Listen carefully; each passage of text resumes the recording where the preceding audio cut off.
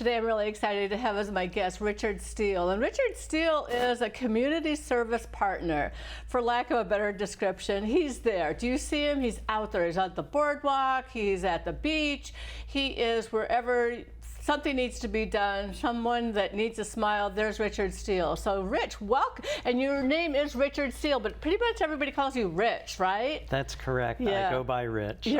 I've gone by Ricardo, I've gone by Ricky, I've gone by Richard. Usually Richard was called when I was bad, but, but we'll go by Rich. You were never bad. Okay, so your history, a little bit of your history.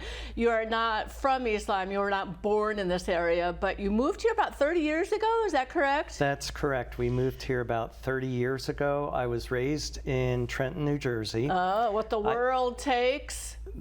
Trenton makes what the world takes. Oh, there we go. It's on the bridge across the Delaware River. Ah, Washington walked across that bridge. No, he didn't. He sailed boats up at Washington Crossing when they had the Battle of Trenton, the first victory of the Revolutionary War when they attacked the Hessians on Christmas Eve. Oh, so every Christmas you went there.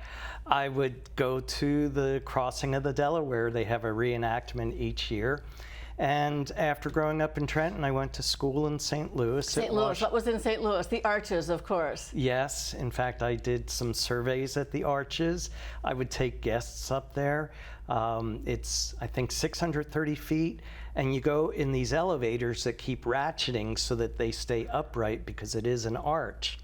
And the other place that I would like to take guests was to the Anheuser-Busch factory, which was just down the road from there. That must have been fun, but that wasn't why you went there. No, I went there to go to college at Washington University. And what did you study? I studied biology. I was a biology major. And then I worked in the laboratories at Washington University Medical School for a few years. Oh, what'd you do there? What was that all about? I was doing placenta research. It sounds kind of strange, but we would get placentas from the labor and delivery room. These were human. And we would look at transport systems to see what affected those, amino acid transport. And what we were hoping to do was to create healthier babies. Oh, wow. Yeah. And what were the outcomes from that research? Some publications, some early things, some aspects of insulin and the amino acid transport. It was a wonderful experience out of college and introduced me to the world of research. Nice. And then you moved from, if I remember your history correctly, you moved from St. Louis up to Lincoln, Nebraska, and you continued your academic career. That's true. There were a few little hitches before the academic career continued. I had worked at a juvenile diabetic camp up in Nebraska when I had vacation from my laboratory job at WashU's Med Center. And after a couple of years, I thought, the people here are nice. I like the country. In Nebraska? In Nebraska. And so I moved to Lincoln at that point. Okay. Initially, I found a job second shift at a nursing home, Madonna Nursing Home. What was that like? That was interesting. The variety of clients there. One was a sweet old woman who had had a hysterectomy when she was younger, but unfortunately, at the time that she had her hysterectomy, they didn't take her cervix, which eventually she died of cancer of the cervix. Oh, tragic. I had another woman, which it was a big surprise for me, was at bedtime, I was used to taking out people's dentures or taking off their glasses or taking out their hearing aid. But this woman also had a glass eye that needed to come out. And that was a little interesting. After that, I found a job at the Nebraska Veterinary Diagnostic Center. Interesting. Working in the virus isolation lab. I learned cell culture and how to identify viruses, both in cell culture and by electron microscopy. Wow. Yeah. If my eyes glaze over at some point, you might know that it's not my wheelhouse, so I can ask the questions and show interest. But some of this I may not exactly know what you're... I can bring it down to layman's terms. We would get samples from animals from ranchers across the state. Nebraska is a very agricultural state, so they raise a lot of swine and a lot of beef there. And pigs and cows. Pigs and cows. We'll get very layman. And so if there was some illness, they would send samples in, and we had to find out what the illness was so that they knew how to treat the animals. So you're kind of a detective too, like research, detective, science, like trying to find out what's the why. I guess I never thought of science as detective work, but it really is. It's kind of putting the pieces of the puzzle together and finding all of that out. So that's interesting. So then you were in Nebraska, you got your master's degree in... Veterinary virology. Veterinary virology. What is virology? Virology is the study of viruses. Okay. Viruses are kind of the netherland between living and non-living, that they depend upon host cells to grow in. They take over the machinery there, but by themselves they can't replicate or anything. And I had done a graduate program at the University of Nebraska. I was swooped up from the diagnostic lab. They liked you. Yeah, and had one of the best mentors of my life. What was his name? His name was Alfonso Torres. At the time I knew him, he was Alfonso Torres Medina, because the Spanish custom is to have your maternal name at the end. Her maiden name is maintained. Yeah. I like that tradition. Yeah, and it was a wonderful experience because not only did I get to do groundbreaking research, I worked in the electron microscopy lab. That's a microscope that makes things that are very, very tiny and that you can't see by your naked eye, make them very big. How much is it magnified? It can be 50 to 100,000 times. That's huge. And so a little teeny tiny microcosmic cell turns out to be a big 10 by 12. Not quite, but then also there's another type of electron microscopy where it's only magnified about 10,000 times, 1,000 to 10,000. Okay. And since the research that I was doing was with Rotavirus, which causes diarrhea in neonates and in the elderly, which was very important in the third world. Well, and back in the 80s, wasn't that kind of problematic too? Yes. It caused a lot of death due to dehydration for young infants. And so the work that I did was to work with notobiotic, that means germ-free piglets. Oh, that must have been so interesting. It was. And how is that possible? How do you have a germ-free pig? You would take the pig by cesarean section, and this was all in plastic bubbles. The sow? The sow, yep. The mama. The mama. And you would take the baby piglets out of the mama and keep them in isolation and transport them to isolator units. So I'm trying to imagine this. You're all garbed up with some masks and plastics, and you're reaching in and opening and pulling the little piglets out? Yes, and then putting them into these sterile cages that are kept in a bubble where the air is all purified and filtered, and they're maintained at 37, which is about body temperature for us. 37 Celsius. Celsius. Okay. Which in Fahrenheit is about your body temperature for humans and pigs. Okay. And we would infect them with rotavirus because the goal of the research was to develop a vaccine for rotavirus. Okay, I see. Okay, you're not just being cruel and inhumane. No. It's for scientific benefit, and it's helping to save lives. You're saving lives by doing this research. Yes. Okay. Yes. What happened? Did you come up with something? Yes, we did. We found that supplementing the diet with proteolytic enzymes that cut up proteins, allowed the virus to become a more virulent, stronger, virulent. I know what virulent means. Okay, stronger, a more highly infective disease in the piglets. Okay. And since this was the only thing that the piglets were exposed to, then we knew that all the antibodies against the disease that were raised were against the virus. So smart. And yes, I can't claim all the credit for it. Of course, but you were part of the team. There's no I in the word team, right? You were part of the team that helped to develop this. Yes. And that's pretty amazing. That's groundbreaking, right? At the time, it was. At the time, it was. And it led to several jobs afterwards in diagnostic labs. And you love that, right? You love the research, you love the investigation, and. Yes. And the jobs that I worked for were private diagnostic companies that issued out diagnostic test kits. And they were very interested because people didn't have the experience as I did with that particular virus. And one was down in Salt Lake City. The other latter job that I had was in Massachusetts. Okay.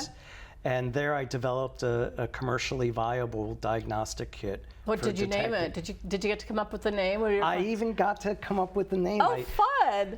Did you name it after your wife or anybody? No, I should have. I probably could have gotten some brownie points, but I named it Rotazyme. Oh, fun. Because it was an enzyme test to detect rotavirus. Clever. It kind of has a ring to it. Yeah. Very nice. So you grew up in New Jersey, moved to Washington University, St. Louis, moved to Nebraska, and then you already said Utah and then Massachusetts. Massachusetts. Any place else on your map? Oh, yeah. They used to call me Mr. Bounce in my younger days. We went from Massachusetts. At this point, I was married with children. And we moved up to Vermont, Burlington, Vermont. And I was going to do a doctoral program in virology and immunology at the University of Vermont's pathology department. That didn't quite work out. There were some things that were hurdles that couldn't be overcome. Okay. But the nice thing was that my wife became pregnant with our third child. And with that, we moved back to Nebraska. I couldn't be in school anymore. I needed to provide an income to help support the family. Wow, that's quite a history. And then you've been in Connecticut for 30 years now. So. Yes. And you moved to East Lyme. Why did you come to East Lyme? Why are you here in this area? I was working for an animal health company in Lincoln, Nebraska. At the time, it was known as Norden Laboratories for pet owners. They market a lot of vaccines and pharmaceuticals for livestock down to companion But they're animals. not in business anymore. No, they were a division of SmithKline, which is now GlaxoSmithKline. The pharmaceutical industry, there's a lot of interchangeability of names. There's mergers, acquisitions. And the animal health group that I was in got acquired by Pfizer. Oh, Pfizer. And so Pfizer moved the research staff to Groton. Okay. And hence we moved to East Lyme, Connecticut. Very nice, very nice. So what brought you to East Lyme? Why did you say, I want to live in East Lyme, Connecticut? Why would that be a choice? We looked at towns from, I'd say, probably Old Saybrook through North Stonington. Okay. And what was the appeal? What did you see when you got to East Lyme? The appeal for East Lyme was the size of the town. It wasn't too big, it wasn't too small. It had grocery stores in the town. And I guess the standout feature was the schools. The schools. Yeah. Good reputation. Good reputation. Plus, it was a town that had beaches and it had hiking trails. Nice. And it was just a very pretty place to move to. Oh, very sweet, very sweet. So let's talk a little bit about some of the work that you're doing. You're a volunteer, and you started out maybe one of your first early things. Were you a Boy Scout, or did you ever have a big brother, big sister? Did you ever do that? No, I did not, but I think I made up for that later on in life. When I was in college, I worked with a young woman that had cerebral palsy, and at that time they were doing what was called patterning to help the movement and flexibility of the patient. And she had cerebral palsy, so you were helping her with that. That's Yes. interesting. Okay. Yes. And you volunteer with the American Cancer Society, and you've done Red Cross volunteer, and you're like in the 10-gallon club for blood donation. Is that what I heard? Yes. Besides having volunteered with the Red Cross Society as a host for blood donations, the greeter that meets people as they come in to donate their blood. I also was a very frequent flyer for donating blood. Well, thank you for doing that. Oh, you're Every welcome. time you do that, you save 3 lives, right? That's what I've heard. And you yes. and you were a lifeguard previously, and you saved somebody's life as a lifeguard.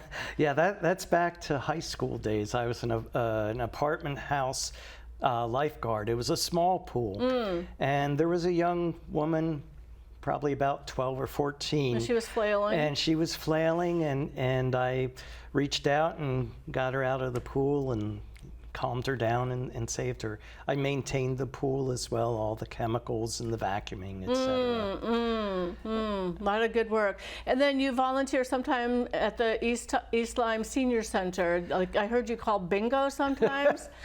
Yes, that's a very important activity. People get serious with their They bingo get cards. very- We might laugh and say that it's silly, but people. And they would have 5 or 6 cards, some of them, and keep track of all of them.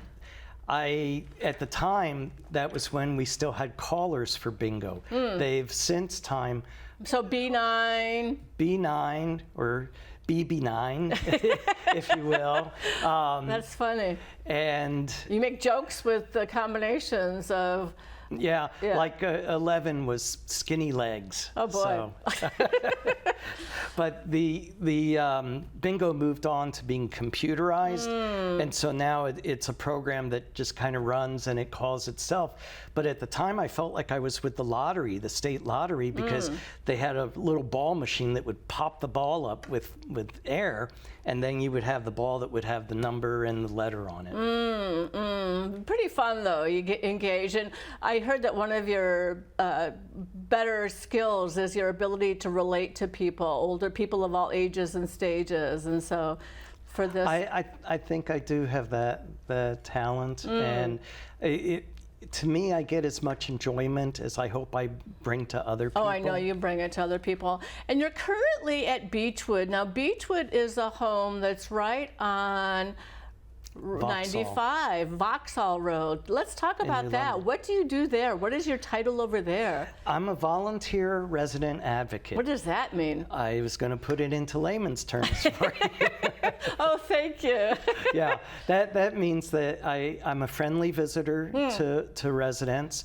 A lot of times people will call the people in those facilities patients, but they're residents. They're not It's like their patients. home. It is their home for them. Well, I remember I had Maureen as a guest on my show one time, and she said something like, help them have their perfect day. And that's their definition of a perfect day. And that might be different for me and you. So what is Right. that all about? It's about visiting the facility. I try to go there twice a week. That's a lot. It doesn't seem like it. It Oh, goes you by love in a it. hurry. And they love you. And I hope they do. And so they have 2 floors there. The first floor is primarily for short-term rehab, and the longer-term care residents are mainly on the second floor. But because of the demographics of today, they also have long-term care residents on the first floor.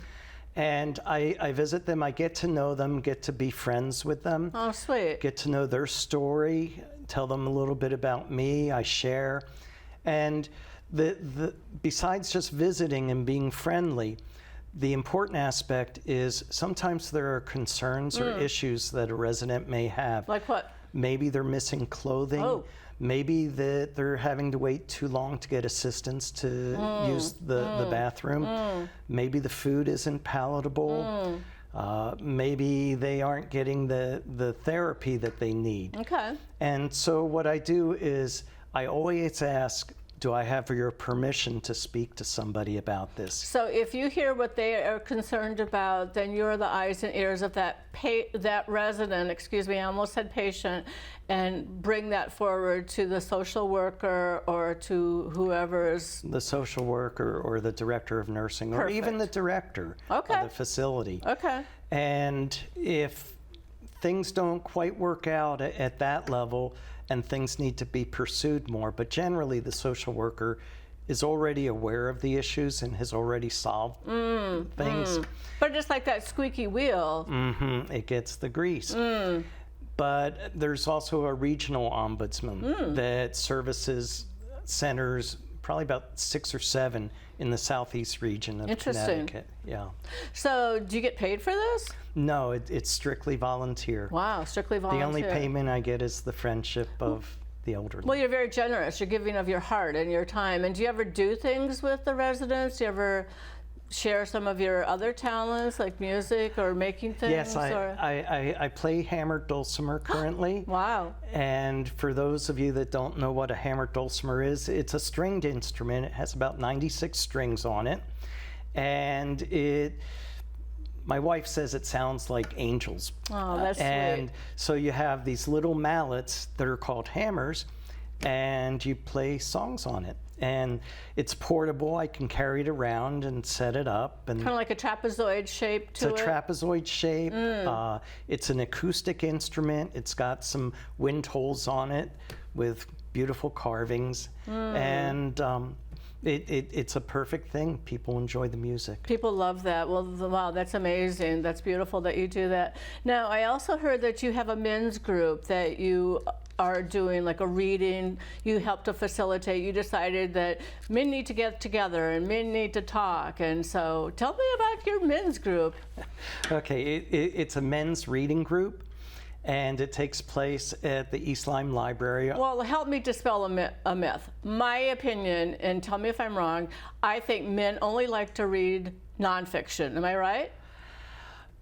You're right for the majority of men. Interesting. When I started this up by talking to the assistant librarian at the assistant director at the library, she mentioned to me, Rich, do you know that men generally like to read nonfiction? Okay.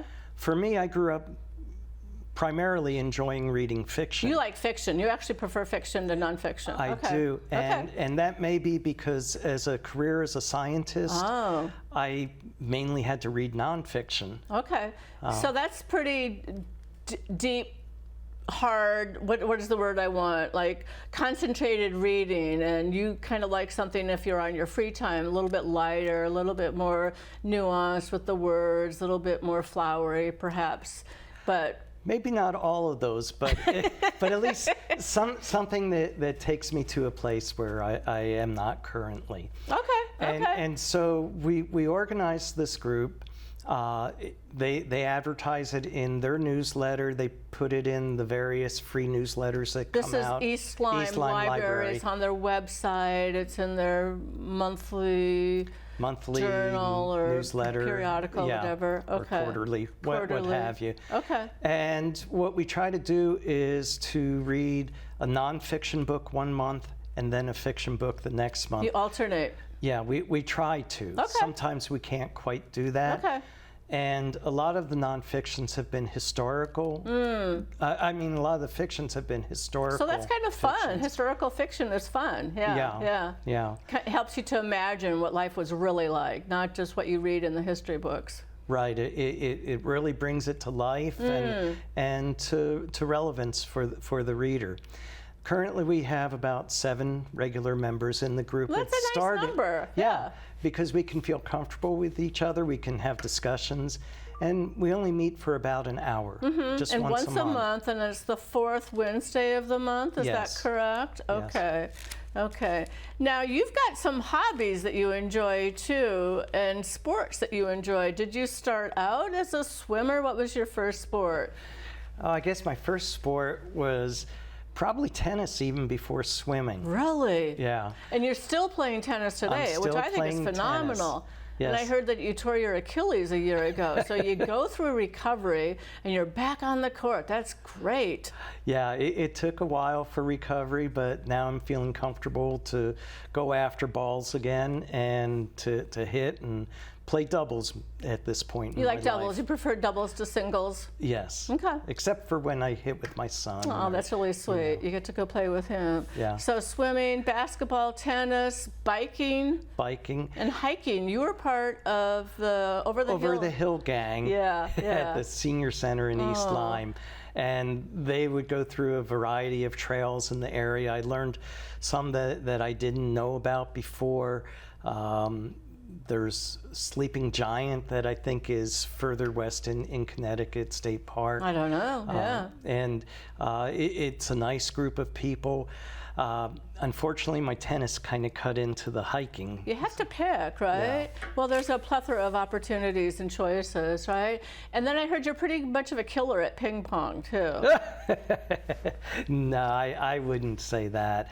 I like to play ping pong, and in the past I had played some ping pong at the senior center. There's a group that plays on Wednesday mornings there, and it's non-competitive. It's men and women, and it's just to have fun and to socialize. Oh, that's sweet. That's really sweet. So people know you around town, and you're the kind of person that'll go for a walk on the boardwalk, and you end up saying hi to people and talking as much we as... We often see friends there, or if not, we'll meet new friends. There you go. There you go. And you like to garden. Yes, I do. This year we're doing some experimentation. Okay, what's going on? In the past, we've just done in-ground gardens. And I guess the rage this day and age is doing raised bed gardening. So we bought some raised bed gardens. Did you get some good dirt? I got some good dirt on that. And I ordered up a mixture of topsoil and compost and put it into the raised beds. And then we compost on our own as well. So I put some of our compost from a traditional outside composter. And then our son had gotten us this inside composter that heats up the food, and it even does meat and bones. Wow. But it heats it up and mixes it, and by the next day you have compost. Expedites the whole process so Yes. that you can use that. Okay. And you like to travel, if I'm not mistaken. Yes, I do. And you Yes, I travel with a purpose. You don't just like to go... We like to learn about things. Okay, tell me. And one of our favorite things to do is to go down to North Carolina. There's a folk art school there, the John Campbell School of Folk Art. John C. Campbell Folk Art School in North Carolina. In a little town, Brasstown. Brasstown. In the Smokies. Is that where you learned about your hammer dulcimer? That's where I learned about my hammer dulcimer. And I was hesitant to buy one when I was there. I got back and started back to work. I was still working at that time. I wasn't retired. And my wife said, you need to get a dulcimer so you can relax and stress relief. Yeah. You know, if you want to feel good, you want to feel better. Yeah. And we've done music classes there. My wife's done art classes. She did a writing class. We even did a blacksmithing class a couple years ago. Wow. That you have a lot of irons in the fire then. You have a way to turn the words, don't you? And then this year we took a spoon carving class. We took logs, mainly poplar logs, some cherry logs, used a hatchet to create a blank. And you still have all your fingers? Some of them. But it was interesting. By the third day, everybody, including the instructor, had some cuts on their hands. Oh, boy. Yeah, a little blood donation again, huh? Yeah, we even wore a T-shirt that said, be a blood donor. There we were. You were a blood donor there again. But what did you make? We made spoons. Oh. We made spatulas. We made turners. Oh, beautiful. Well, next time you come, you're going to have to bring some of your spoons. And then you've been overseas. You've traveled to Romania. Is that what I heard? That was one trip. That was with the Fuller Foundation. What's the Fuller Foundation? The Fuller Foundation is like Habitat for Humanity. Okay. They have the same purpose. They build domestically and internationally. Okay. and they were having a build in Cluj. That's what they call the trips. Cluj is the name of the town? Cluj, it's the second largest city in Romania. C-L-U-J, is that correct? Yes, and it's in the Transylvania area of Cluj. Yeah. So we went there and we spackled houses for a week or so, and then we traveled through Romania, through Transylvania, and got to see the sights there. It was hard work. You needed to be able to smooth the stucco on, and then it would get further coatings. Each team that they went for a week, would do a different phase of the project. And what we've learned is that the home that we were working on is now habitated by somebody. That's really sweet. Yeah. So I'm trying to imagine this, you wear a hard hat, gloves, boots, clothes that you don't care if spackle and paint get on it. Right. You work hard. Yeah. Right. Wow. Move gravel, move dirt, anything that's needed. Wow. And then do you have any of these similar trips planned for the near future? Yes, we do. We're going to travel to Brazil with Habitat for Humanity and build cisterns for homes up in northern Brazil to collect rainwater. Wow. And we'll build the molds for the cisterns. We'll dig where the cisterns are going to go, and we'll fill the cisterns with concrete and form them. Wow. And then we have another trip planned in January to Cambodia. I can't remember the name of the organization, but the team leader is the same friend that took us to Romania. And we'll build houses there on stilts. And the name of that organization? J Joy. Yeah. Something like that. Okay. Yeah. Well, that's just really interesting work. Now, I know you're also an elected official. Previously, you were on the board of directors for Eastern Connecticut School of Ballet when your daughter was studying ballet there, but you got elected, well, first you were appointed to the Board of Education, and you served there for a few years, or a while, and then you got elected to that position. Yes. And what did you learn being on the Board of Ed? What was that all about? Education is a tough balancing act. We tend to put the onus on the schools for pretty much everything that society is not giving our children. And so feeding, it's not sometimes clothing. Feeding, clothing. Emotional support. Before and after school care, emotional support. And it's not just the 3 R's anymore. And it's a 21st century world. There's technology that folks need to learn. There's being able to research things and find out information and know what's accurate and what's not accurate. Oh, wow, truth. That's hard to find sometimes. And working on being a member of the school board, you also learned that you need to stand up for the teachers as well as the students, and you need to help develop some of the policy and some of the directions that the schools are going in. Interesting. Well, thank you for sharing that. And you're currently on the Board of Finance, and yes, we I had am.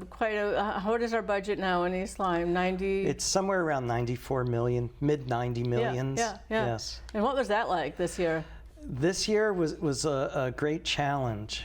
We had pretty much rise in every aspect of the budget due to inflation, due to expansion of some departments, kind of taking care of business that had been tucked under the rug for some previous administrations, and trying to make sure that we're prepared as a community for any event to happen. We don't know. We have a contingency fund, but we've also established a Seashore Resilience Fund. Well, we had that big, I don't remember what storm it was, where some of the bricks, I don't remember the... Some of our seawall was totally destroyed. And so now we have a temporary solution in place that will eventually become a permanent solution. Well, and sometimes that's a problem too, if you're always putting a Band-Aid on something rather than actually going to... Well, this time has just flown by. You've just been such a delightful guest. Are there 3 words that we could use to describe you, or 3 words that you would say describe yourself? What 3 words would you pick that say... Reliable, resilient, and respectable. Resourceful too, I would say. Resourceful too. And can I go beyond the 4 words? Okay, you have any money? No, I'm just kidding. Yeah, what? Well, R is my first name. Oh, okay. And then S is my last name. Okay. So I think strong. I'm strong in my beliefs, and I'm strong in the feeling of helping people. I love that. I love that. Okay, we're going to do speed round now. Okay. Okay, hot or cold? Hot. Spicy or sweet? Spicy. Fiction or nonfiction? Fiction. Button or Velcro? Velcro. Mountain or valley? Mountain. Snow or rain? Snow. Favorite dog? Airedale. Favorite author? Ken Follett. Favorite movie? The Goodbye Girl. Oh, all right. And favorite ice cream? Favorite ice cream? It'd have to be Moose Tracks. Oh, interesting. I didn't know that. And favorite park? Favorite park?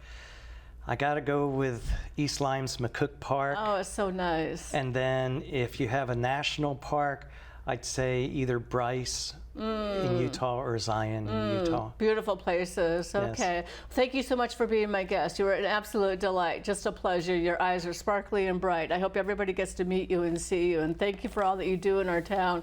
You're out there. You're busy. Yeah. Thank you. Thank you. Any last words? Everybody, volunteer, help out.